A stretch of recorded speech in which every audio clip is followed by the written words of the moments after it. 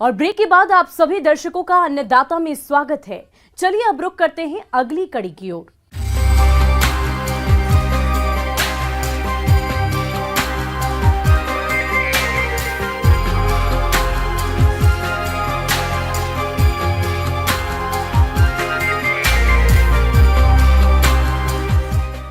किसान भाइयों, खेतीबाड़ी के क्षेत्र में कई ऐसे कीट होते हैं जो कि विभिन्न फसलों को नुकसान पहुंचाते हैं।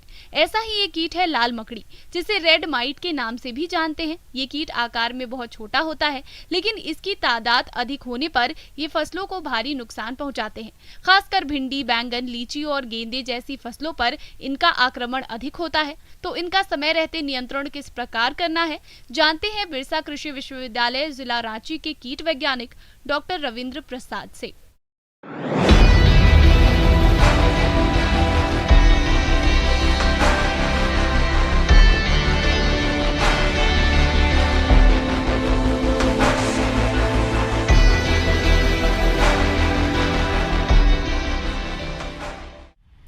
कई तरह के फसल हैं, जो फसल हैं उसमें एक माइट नाम का एक बहुत सूक्ष्म जीवी प्राणी है, जिसका आक्रमण कई तरह की सब्जियों में और अन्य फसलों में होता है।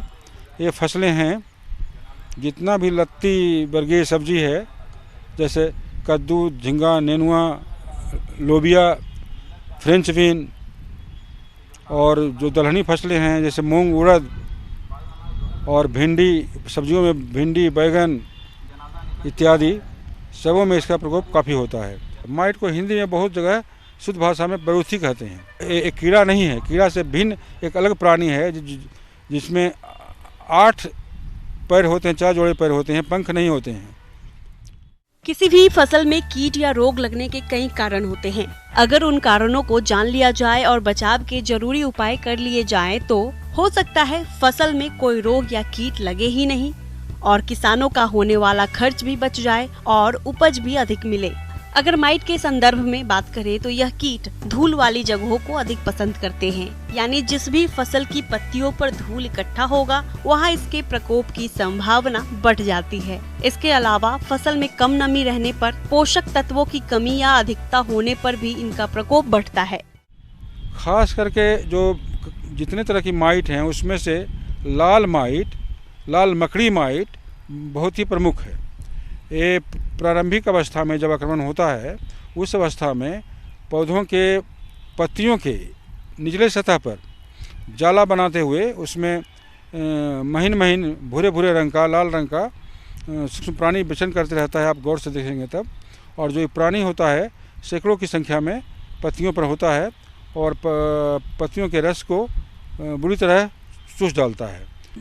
पत्तियों के अलावा पत्तियों की ऊपरी सतह पर भी होता है, कोमल डंठलों पर होता है, पुष्पकलियों पर होता है, यहाँ तक कि नवजात जो फल होते हैं उस पर भी होता है और सबों का रस चूस करके फसल को नुकसान करते हैं। खासकर गर्मी के मौसम में या बरसात के वैसी परिस्थिति में जब कई दिनों तक वर्षा नहीं होती है और तापमान बढ़ा रहता है वायुमंडल का, तो इस परिस्थिति में भी माइट का प्रकोप ज्यादा होता है। फसलों में रासायनिक दवाओं के प्रयोग की सलाह तभी दी जाती है जब फसल पर रोग या कीटों का प्रकोप बहुत अधिक हो गया हो। इसलिए फसल की निगरानी करते रहें। अगर यह कीट या कोई भी रोग कीट दिखे, तुरंत ही पहले समेकित तरीके अपनाएं। माइट की जहाँ तक बात है तो इस कीट का प्रकोप दिखाई देने पर प्रभावित भाग को हटा दे। फसल में नमी नहीं रहे तो सिंचाई कर दे।